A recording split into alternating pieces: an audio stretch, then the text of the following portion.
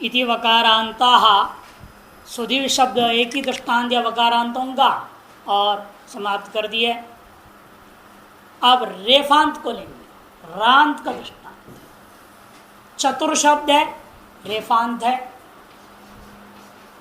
यहां संख्यावाचक है, ये चतुर शब्द चार अर्थ है इसका, चार। अतएव नित्य बहुवचनांत होगा। एक वचन द्विवचन तो चलेगा नहीं, जब तक समास नहीं करोगे तो चलेगा नहीं। नित्य बहुवचनांत। जस आया, चतुर्धन जस, जस का बच गया अस, चतुर्धन अस। सूत्र लगाइए। स्वादिष्ट स्वरानपुंसकस्य, पहले आप उसका सर्वनाम स्थान संज्ञा कर लेंगे। यस्मात् प्रस्तुतादि प्रत्यंगम हम संज्ञा कर लेंगे। अब सूत्र लगाएंगे। चतुर्डोराम उदात्तः, मिर्चो अंत्यात् परः की जरूरत है क्योंकि आम करना है आपने। मिथ्य आम, मकार हलंत्यम से संज्ञा हुआ, अदृश्यम लोप के साथ तस्य लोप ने मकार का लोप कर दिया, आ बच गया। आज पीछे बैठ गया चतु आ रस।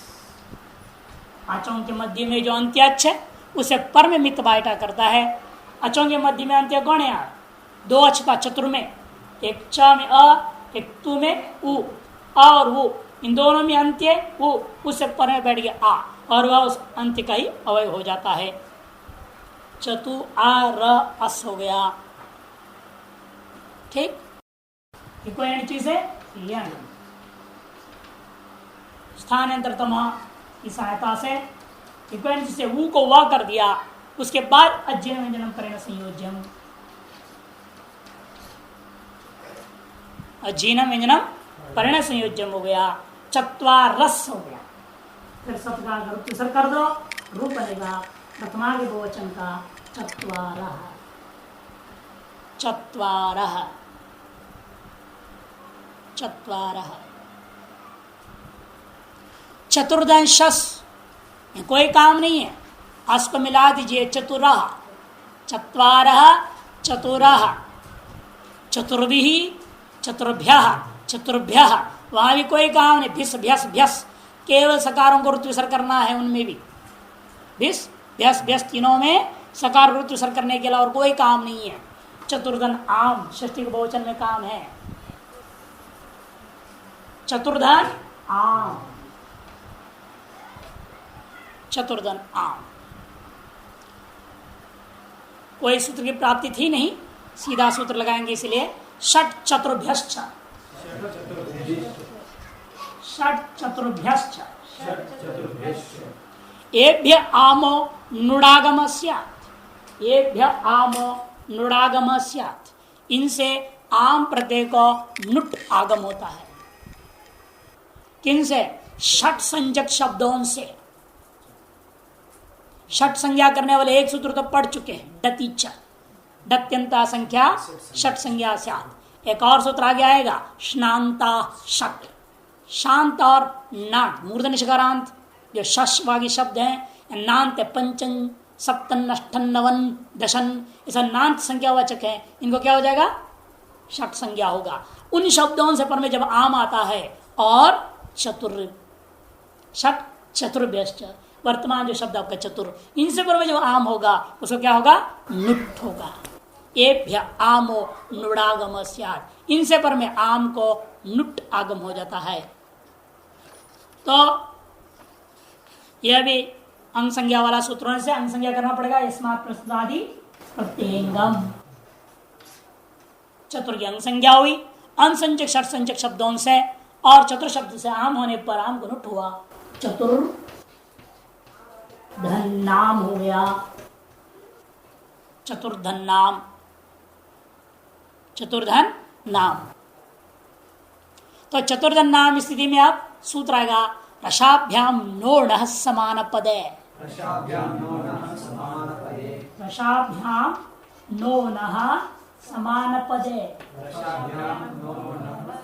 पदे, रसाभ्याम पंचमी का द्विवचन, नो षष्ठी का एक वचन, नह प्रथमा का एक वचन, समान पदे सप्तमी का एक वचन, 4 पदों से युक्त सूत्र है।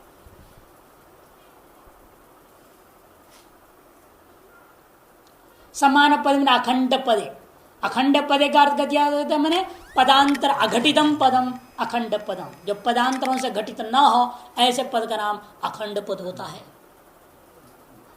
ये अखंड पद है, एक ही पद के अंतर्गत है ना, प्रकृति प्रत्यय बीच बैठे हुए हैं।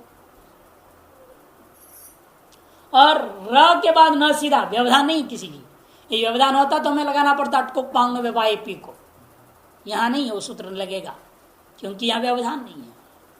इसलिए र से पर में अथवा मूर्धन्य शकार रसाभ्याम रेफ अथवा मूर्धन्य श से पर में दंत नकार हो तो उसको मूर्धन नकार होता है। जब ये दोनों निमित्त और नैमित्तिक वस्तु एक पद अखंड पद समान पद में उपस्थित हो तो, और वर्तमान समान पद भी है, रेव से अव्यवहित पर में नकार भी, पंचमी होने के नाते अव्यवहित पर लेना तस्मादित तरस्य बोलता है ना, अव्यवहित पर में होनी चाहिए, और र से अव्यवहित पर में नकार है, इसलिए दंत नकार को इसी सूत्र से मूर्धन्य नकार हो गया, रूप बना चतुर्नाम। अब इस नकार को द्वित करेंगे हम, ण को द्वित करेंगे अचो रहाभ्याम द्वे, बहुत पहले पढ़े सूत्र को, अचो रहाभ्याम द्वे, अच संधि का अंत में आया था, है ही नहीं। अच्छा या चतु का ऊ, तुम्हें ऊ है अच, अच से पर में रेफ है, अच्छा पराभ्याम रेफ हकाराभ्याम परस्यरो द्वे वास्तो, ये था ना वहां पे, इसलिए अच से पर में है रेफ, रेफ से पर में यर कौन न, उस यर को द्वित होता है, अच्छा पराभ्याम रेफ हकाराभ्याम परस्यरो द्वेस्तः, इसलिए न को द्वित विकल्प से हो गया, तो एक बार 2 नकार वाला रूप बना, और यदि तो नहीं हुआ तो 1 नकार वाला रूप है। ये पहला है, द्वितीय पक्ष है, द्वितीय हा गई 1 नकार। चतुर्नाम, चतुर्नाम पुस्तक में भी 2 रूप दे दिया है। चतुर्धन सुप बहुवचन सप्तमी का नित्य बहुवचनांत है, चतुर्धन सुप का सु, पकार घलंतन सिद्ध संज्ञा, आदर्शम लोप की सहायता लोप से लोप हो गया, सु बचा है चतुर्धन सु।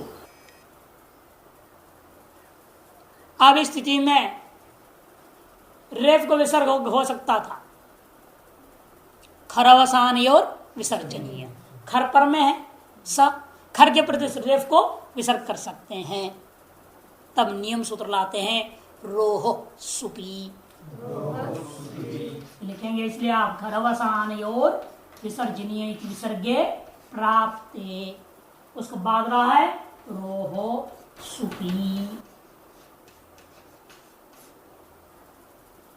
रोह षष्ठी 1 वचन, सुपी सप्तमी का 1 वचन, रो रेव विसर्ग सुपी, रो रेव विसर्ग सुपी। रू संबंधी रेफ को ही विसर्ग करेगा सुप के पर रहते हुए, अन्य रेफों को नहीं करेगा। ये जो रेफ है चतुर का रेफ जो देख रहा है आप, यह रेफ रू का रेफ नहीं है। रू हुआ था क्या पहले? सा सजुषो रू, तो रू तो हुआ नहीं है। चतुर शब्द जो प्रातिपदिक है, इस प्रातिपदिक जो र आया है वो तो स्वभाव प्रकृति का ही अपना अवयव है, वो कोई आंसू को या अन्य किसी शब्द को रू आदेश होकर के नहीं आया। इसलिए इस रेफ को विसर्ग नहीं हो सकता। इस नियम ने कह दिया रोर एव विसर्ग, लेकिन कब ये नियम लग रहा है? जब सुप पर, सुप के परे रहते हुए नियम बनाता है, रू का ही रेफ को विसर्ग होता है, सुप के परे रहते हुए अन्य रेफ को नहीं होता। जैसे दृष्टांत आपको मिलेगा, ये पट्टिश शब्द बनाएंगे आग में,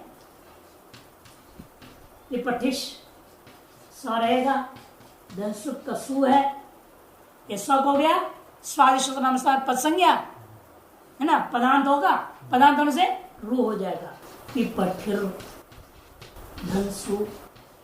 अब इसको विसर्ग होकर के रू बनता है, दीर्घ भी हो जाएगा, पट्टी ही सु, और इसको भी मूर्धनी हो जाएगा, पट्टी ही शु, ऐसा बनेगा। क्योंकि साथ स को रू और रू को विसर्ग हो सकता है। सुप के पर रहते हुए इस प्रकार से रू आदेश होकर के जो रेफ बचा है उसी रेफ को विसर्ग कर सकते हैं आप। प्रकृति का अवयभूता जो स्वाभाविक रेफ है, इसमें अंतर में क्या करते हैं पता है? इसका नाम शब्दावली व्याकरण में ये प्रतिपदोक्त रेफ है। इसको क्या कहते हैं? प्रतिपदोक्त। और इसको कहते हैं लाक्षणिक। सूत्र के द्वारा आदेश करके आया हुआ जो रेफ है उसको हम क्या कहते हैं? लाक्षणिक। लक्षण कहते हैं सूत्र को, लक्षण कहते हैं सूत्र को व्याकरण में। इसलिए लक्षण के द्वारा आया, मैंने सूत्र से आया हुआ क्या हो गया? लाक्षणिक। इसे स को जब रू करता हूं ऐसा जो रेफ है वो लाक्षणिक रेफ है। और ये रेफ क्या है? प्रतिपदोक्त। प्रातिपदिक का अपना स्वाभाविक रेफ है, उसको हम कहते हैं प्रतिपदोक्त। लक्षण प्रतिपदोक्त प्रतिपदोक्त से ग्रहण में परिभाषा भी बनाया हुआ है। परिभाषा भी एक लक्षण प्रतिपदोक्त। कहीं ऐसा विवाद हो जाए दो में से किसको ग्रहण करना है? कहते प्रतिपदोक्त को ही ग्रहण करना है। अब यहां प्रतिपदोक्त बल्कि निषेध कर रहे हैं, कहते लाक्षणिक रूप को ही विसर्ग होगा, प्रतिपदोक्त रेफ को नहीं। रो रेव विसर्ग सुपी। अतएव क्या स्थिति रहा? वैसे का वैसे रह गया, चतुर सु है ना, ऐसे ही रह गया, विसर्ग तो होगा नहीं। अब रेफ आता है इंड में आदेश प्रत्यय शब्द करने के लिए, स को मूर्धन्य शकार करने के लिए सूत्र आएगा आदेश प्रत्यय। ये शब्द करने आ रहा है इसको। इणकुभ्याम परस्य प्रत्यावयस्य आदेश सस्य मूर्धन्य आदेश स्यात् ईश तादृश सस्य श एव। ये थी ना वहां पर वृद्धि रामेश शब्द में आया था, है नहीं? हाँ, रामेशु में सकार को मनुष्यकार करने ले ये सूत्र लाया था आदेश प्रत्यय इणकुभ्याम परस्य। इण या कवर रात इण में, क्यों इण हमेशा पर नकार रहता है ना, हा या व रट लण, वहां के अणा तक जाना है। आज इण के अंदर रेफ है, रेफ है इण, इण से पर में स है। और स किसका है? प्रत्येक अवयभूत सकार है, प्रत्यावय सकार है, प्रत्ययावय सकार है। अतएव स को मूर्धन्य श होना थे। आदेश प्रत्यय से मूर्धन्य शकार हो गया, मूर्धन्य शकार होने पर चतुर्धंशु रह गया। अब अचोराभ्याम द्वे की प्राप्ति हुई।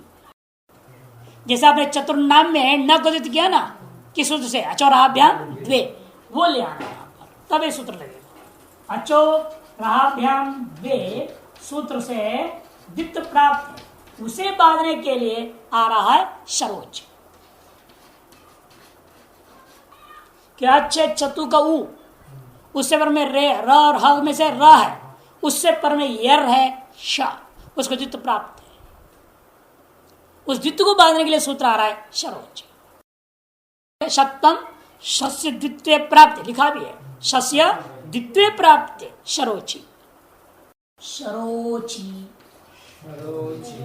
शरोची शरह षष्ठी एक वचन, अची सप्तमी एक वचन। अचि परे शरो न द्वेष्टा, अच परक, अचि परे शरो न द्वेष्टा। ये है पूर्वालाच्य। अच से पर में रेफ है, रेफ से पर में शर है, शर से पर में अच के पर रहते हुए शर को द्वित नहीं होता। सु में जो ऊ है ना वो अच्छ है, सु में जो ऊ है उस ऊ के होने के कारण से मूर्धन्य शकार को द्वित नहीं होगा। शरोची अचि परे शर, अच पर का जो शर न द्वेष्टा, उसको द्वित्व नहीं होता। अच्छ है सु में ऊ, उस ऊ के कारण से शर पर श को द्वित्व नहीं हुआ, रूप बन जाता है चतुर्षु। चतुर्षु इति रकारांताः, बस एक ही दृष्टांत या रेफांत में रकारांत, वांत भी एक, रांत भी एक। चलाइए इसका रूप चत्वारः चतुरः चतुर्भी चतुर्भ्य चतुर्भ्य चतुर्णाम चतुर्णाम चतुर्षु। उसके बाद हा या व रट, रट के बाद लंट लांत, लांत का कोई दृष्टांत नहीं। या मांगाणानम, यांत है, यांत का भी कोई दृष्टांत नहीं, मांत का दृष्टांत दे रहे हैं, मकारांत का दृष्टांत है। प्रशाम शब्द है, शम शांतो धातु है। शम प्रॉप से पूरक शम धातु था, दीर्घ हो गया समामष्टान इत्यादि सूत्र से प्रशाम प्रातिपदिक रह गया। फिर प्रत्यांत है, विच प्रत्यांता धातु न जाति, जाति इस न्याय के आधार पर अनुसार प्रशाम धातु है। विपाक हो गया सर्वापरलोप कृदंत हो गया, कृदंतत्वात् कृत समासाश्च से प्रातिप संज्ञा, प्रातिप संज्ञा से प्रथमिक वचन कक्षा में सु प्रत्यय आया, सु का भी सकार बच गया। प्रशाम धन स। अब हल ज्ञाभ्यो दीर्घा से प्रथम हल, सूत्र से सु का लोप, हर्षम लोप की सहायता से प्रशाम बच गया। मो नो धातो, सूत्र आता है मो नो धातो।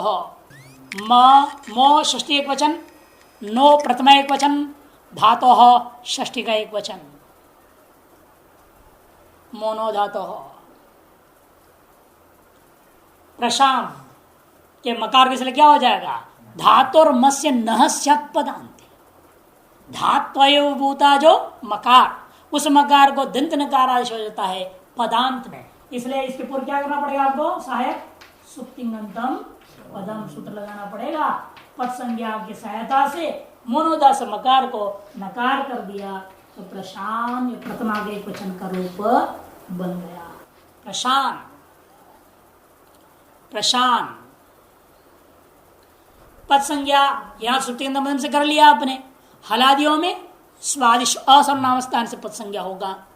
तो जहां जहां पद संज्ञा है सभी जगह पर ये मकार को नकार कर देगा। आजादियों में मिलाना है और कोई काम।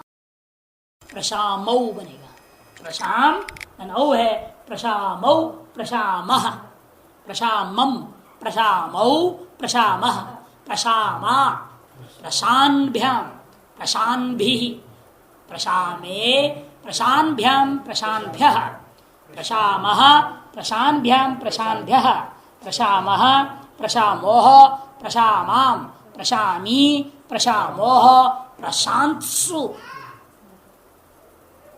प्रशान हो गया। नकार होने के बाद में और सुप में एक और काम होगा, नश्च।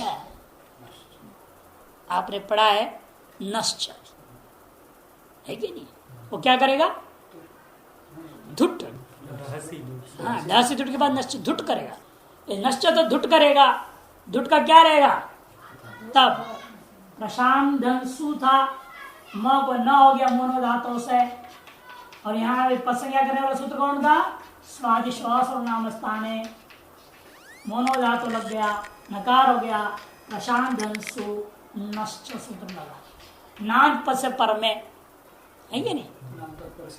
हाँ, नानतात पर सस्य धुटवास्यात, नान से पर में जो दंत सकार आता है उसको धुटवास्यात, धुट विकल्प हो जाएगा। तो एक पक्ष में क्या हो जाएगा? प्रशांत, धुट होगा तो ध सु, धवाओ खरीचा, आने अंतर करने की सहायता से खरीचा लग गया तो ध को त हो जाएगा, प्रशांत सु, एक रूप बना। और धुट अभाव है प्रशांत सु, धुट के अभाव पक्ष में प्रशांत सु भी रहेगा। दो रूप हो गया, प्रशांत सु प्रशांत सु। किम मानते अगला किम, किम शब्द सर्वाधिगण में है, ये किम शब्द सर्वाधिगण में गिनाया है। तो किम धन सु, तो सीधा लगाएंगे हम किमह कहा, किमह कहा, किमह षष्ठी एक वचन, कहा प्रथमा एक वचन, दो पदों से युक्त सूत्र है। किमह कहा षष्ठी और प्रथमा, किमह कहा स्याद विभक्त, विभक्त सूत्र की सहायता सुप और तिम की विभक्ति संज्ञा करना पड़ेगा। विभक्तियों के पर रहते हुए ही किम को का आदेश होता है। इसे कोई सब श्लोक जो सारा का सारा 21 प्रत्ययों का नाम विभक्ति है ना। सुप्तिंगौ विभक्त संजोस्ता, पूरे विभक्तियों के पर क्या किम को का आदेश हो जाएगा, ये अदंत हो जाएगा। किमह कहा, अनेकाल्पात सर्वादेश, अनेकाल चित सर्वस्व, यह अनेकाल्पात का फल दिख रहा है। क अनेकाल है तो किम संपूर्ण के स्थान पर क अनेकाल आदेश हो गया। नहीं तो अलौंत्य से आ रहा था तो म को का आदेश करने बोलता, अलौंत्य से भगा दिया अनेकाल से, कि क आकार सहित क है, केवल क हल आदेश हम नहीं कर रहे हैं, क अ क ये आदेश हो रहा है, तो अनेकाल हुआ कि नहीं हुआ। अनेकाल होने से अनेकाल तो सर्वादेश हो गया, संपूर्ण किम के जगह पर क बैठ गया, क ई म तीनों चला गया, क आ गया, क धन सो, बाकी रामवत रूप चलेगा। सर्वाधिगण होने से विशेष कार्य जो सर्वाधिगण का है वो ध्यान रखना पड़ेगा। सर्ववत इसलिए बोल देंगे शेषम सर्ववत, अदंत हो गया ना, इसलिए कहा सुको विसर्ग हो गया, कहा कौ के जससी, सर्वाधिगण का विशेष कार्य क्या है, जससी सर्वनाम स्मय गसिंगो समासमनो आमी सर्वनाम सुट, इतने ही है विशेष कार्य है। 5 जगह जससी 1, सर्वनाम स्मय 2, गसिंगो 2 वहां है 4, आमी सर्वनाम सुट 5 जगह कार्य है। 5 जगह आप सर्वत चलाएंगे, बाकी सब में राम और इसमें कोई अंतर नहीं पड़ेगा, अदंत। तो कहा कौ के कम कौ कान केन काभ्याम कैहि कस्मै काभ्याम केभ्यः कस्मात् कास्माद् का 2 बोलना, कस्मात् कस्माद् काभ्याम केभ्यः कस्य कयोः केशाम कस्मिन् कयोः केशु, हे का नहीं बोलना। यद्यपि हिंदी में तो अरे कौन, अरे कौन, अरे कौन, कौन तो किम की तो बोल रहे, अरे संबोधन हो रहा है। हिंदी में तो संबोधन चलेगा किम शब्द का, लेकिन संस्कृत में नहीं है। हे का ऐसे नहीं बोला जाएगा, हे का। यद्यपि तदादि नाम संबोधन उत्सर्गता नास्ति बोला है, तदादि नाम संबोधन उत्सर्गता नास्ति बोला है, लेकिन तदादि से बाहर होने से इसका तो संबोधन होना चाहिए। हे का, हे कौ, हे का, हे के नहीं है, प्रश्न परक है किम शब्द, सत्ववाची नहीं है। प्रश्नार्थक होने से सत्ववाची वस्तु का तो संबोधन होगा ना। आप एक कौन जब बोल रहे हो वह आदमी लक्षित है, कौन शब्द से व्यक्ति लक्षित है, प्रश्नार्थ नहीं रहेगा कौन शब्द का अर्थ, वहां व्यक्ति लक्षित हो। जो सत्ववाची द्रव्यवाची नहीं, मूर्त चेतन युक्त मूर्तवाचकता पर ले गए तो यहां भी हो जाएगा संबोधन, कोई दिक्कत। जब तक आप किम शब्द को प्रश्नवाची मान के चलते हो, प्रश्नार्थक मानते हो, तब तक संबोधन नहीं हो सकता। कि प्रश्न क्या है, वह एक सामान्य क्रिया है, अमूर्त पदार्थ है, अमूर्तों का संबोधन नहीं होता। मूर्तों में भी चेतन युक्त हो तो संबोधन होता है। कि संबोधन का मतलब क्या, प्रत्यभिमुखीकरणम संबोधनम। और कोई जड़ वस्तु है, पत्थर इधर देख, पत्थर घूम जाएगा क्या है, मूर्त पदार्थ तो है लेकिन वो चेतन युक्त नहीं है, उसको पुकार के अपने और अभिमुख आप नहीं कर सकते।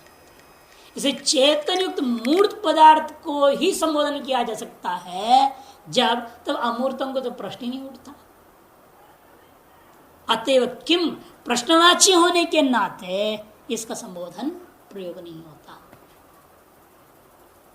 इसके बाद अगला मानते इदम शब्द आया। इदम इदम त्यदादिगण में है। इदम धन सु, इदम धन सु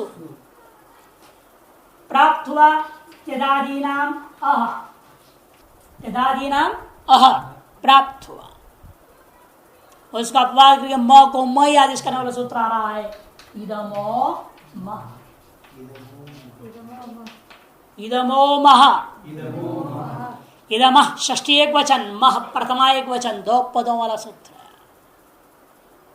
इदमो मह सौ इतना ही कहते। सु के पढ़ते हुए इदम के मकार को मकार ही आदेश होगा। इदम को मकार आदेश हो अलौंत्य से, अलौंत्य से क्या करेगा? अंत में जो म है म को ही म आदेश कर देगा। लाभ ही है कि तदन से अ नहीं होगा विधि सामर्थ्यात, है कि नहीं? इसका लाभ क्या है म को म करने का कि तदादि म से अ नहीं होगा। यही लाभ लिखा भी आगे। तदाद्यत्वापवाद, तदादि सूत्र से प्राप्त जो अत्व है उसका अपवाद कर दिया इसने, म को म कर डाला। ठीक, महा उच्चारणार्थकार है वो, वहां आकार उच्चारणार्थक है कि म कह जैसा नहीं है। यहाँ आदेश आदेश पर आकार नहीं है, यह उच्चारणार्थक आकार है। वहां क क्या कार उच्चारणार्थ नहीं है, यहाँ म क्या कार उच्चारणार्थ है। कैसे आपको मालूम हुआ? अलौंत से म को म केवल आदेश हो जाता है। अब अगला सूत्र आता है इदोई पुंसी, इदोई पुंसी। इदा षष्ठी एक वचन, आई प्रथमा एक वचन, पुंसी सप्तमी एक वचन। अरे विज्ञापक है ना, यह सूत्र विज्ञापक है। यदि इदम संपूर्ण को म आदेश कर देते आकार सहित मान करके, तो इधर पुंसी कहाँ लगाएंगे हम? इधर रहेगा ही नहीं। लगाओगे कहा इधर पुंसी को? यह सूत्र निरर्थक हो जाएगा कि नहीं होगा? वह अपने आप ज्ञापन कर देता है, वह आकार सहित मकार आदेश नहीं है, है ना? यदि संपूर्ण कोई म आदेश आपने कर दिया कि म क जैसे, इत भाग बचेगा कहाँ? वहां इधर पुंसी कहाँ लगाओगे? इत तो बचेगा नहीं, इत तो गया। संपूर्ण म आदेश कर देंगे तो। इसलिए आगे विधियों को देख करके भाष्यकार लोग ये बात कहते हैं कि भाई यहां आकार उच्चारणार्थ है। अब ये कहता है इदोई पुंसी में इदा षष्ठी एक वचन, आए प्रथमा एक वचन, पुंसी सप्तमी का एक वचन, तीन पदों वाला सूत्र है। इदम इदो आए सौ पुंसी। इदम शब्द का जो इत भाग है, इदम शब्द का जो इत भाग है, इत भाग को अलग करोगे तो क्या दिखेगा? इद अम स। अब अ रहेगा केवल म नहीं, दकार में आकार है ना, वो अलग करो। इत भाग में इतना हो गया। इदम का जो इत भाग है उसके स्थान पे आई अनेकाल ये अपसर्वादेश हो जाएगा। आई यह आदेश होता है पुल्लिंग में केवल जब इदम शब्द का पुल्लिंग में रूप बना रहे हो, इदम का स्त्रीलिंग में और नपुंसकलिंग में जब बनाओगे इत को अय आदेश नहीं होगा। कब हो रहा है इत को अय आदेश? पुल्लिंग में और सु के परिवर्तन केवल होगा। इसलिए अय अम सु आप लिख दीजिए जोड़ करके, अयम धन हर ज्ञाभ्य दीर्घात सुसप्रतम हल, सु का लोप रूप बन गया अयम। प्रथमागा एक वचन का रूप बन गया अयम।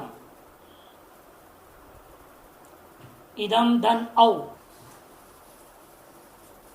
इदम धन औ द्विवचन। इदादीनाम अह, इद अ औ, इद अ औ। आधुना प्राप्त है दोनों का बीच में, उसको बाधित कहा सवर्ण दीर्घ, उसे बाद सूत्र आ रहा है अतो गुणे, अतो गुणे।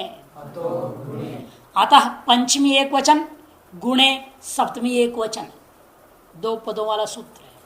अपदांता तो गुणे पर रूपम में एक आदेश। अपदांतकार इधर के दकारोत्तर कैसा है? अपदांतकार। उससे पर में जो है ये गुण संज्ञा वाला का अपदांताद अतः, अकार से भी ह्रस्वकार ही लेना है, अत ही लेना है, दीर्घ रहने पर नहीं लगेगा सूत्र। अतो सूत्र है ना, अतो। अपदांत अकार दकार क्या करके पदांत में कौन है?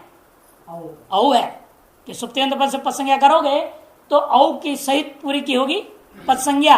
तो पदांत में औकार है, इसलिए अपदांत में है दकार उत्तरवर्ती अकार या अपदांत अकार है। उससे पर में जो अ है उसके हम क्या करेंगे? अधिक गुण से गुण संज्ञा कर देंगे। गुण संज्ञा वाला कोई बना सकता ना, अ ए ओ तीन में से कोई भी होगा तो क्या होगा? पर रूप एकादेश हो जाता है। यहां पर कौन है गुण संज्ञा वाला? अकार है। इसीलिए इन दोनों में पर रूप एकादेश हुआ तो ये हल हो गया। दोनों आकार जब नया आकार बैठ गया और औ औ अपदांत आकार से पर में, इसलिए आप क्या क्या संज्ञा पड़ गई? दो सुप्तियंत पदम से पद संज्ञा करेंगे हम। सुप्तियंत पदम पद संज्ञा करके कहेंगे पदा अस्य संपूर्णस्य पदत्वात् पदान्ते औकार विद्यते। इद शब्दस्य दकारोत्तरवर्ती अकारः अपदान्ते विद्यमानत्वात् अपदान्तकारः। तस्माच्च परस्य यो अकारः तस्य अधीन गुणित्येन गुण संज्ञायां कृते सति। उससे पर में जो अकार से क्या करूंगा? अधीन गुण से गुण संज्ञा कर दूंगा। तब अतोगुण सूत्र से पररूप एकादेश हो गया। पररूप एकादेश का मतलब क्या? पूर्व और पर इन दोनों के पर के सदृश एक आकार आदेश हो गया, नया आकार आ गया। इद औ हो गया, इदा धन औ दश्च सूत्र आता है दश्च दश्च दह षष्ठी एक वचन च अब्बे दो पदों वाला सूत्र।